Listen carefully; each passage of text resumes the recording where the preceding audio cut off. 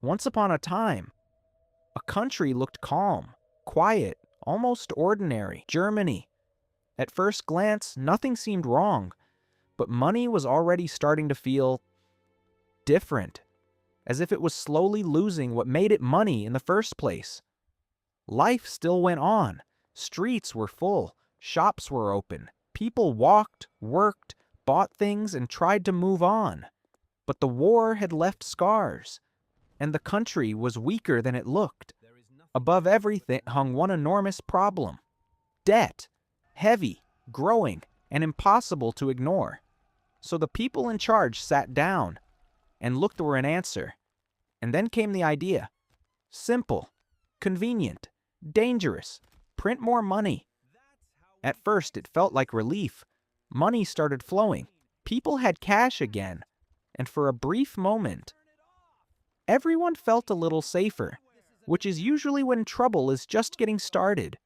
Then prices began to rise, slowly at first, enough to notice, but easy to dismiss. Then faster, until numbers started running away. Even a simple graph could tell the story now. Up, up, up. Bread, of all things, started becoming expensive, then absurdly expensive. Then every price tag seemed to change before people could even react. And that was the moment people understood. Panic began. The smart move was no longer saving money, but spending it immediately. Because the longer you held it, the less it was worth. People pushed wheelbarrows full of cash through the streets, not because they were wealthy, because paper had replaced value.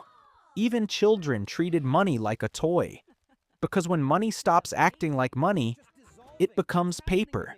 And when that happens, the system beneath it starts to collapse. In the end, almost nothing solid was left. Just silence, a ruined economy, and a lesson written the hard way. Because when money loses its value, everything built on top of it begins to fall. And the worst part? This was not an accident. It was a decision, repeated until it was too late. And that is why this story matters, because it is not just history, it is a pattern.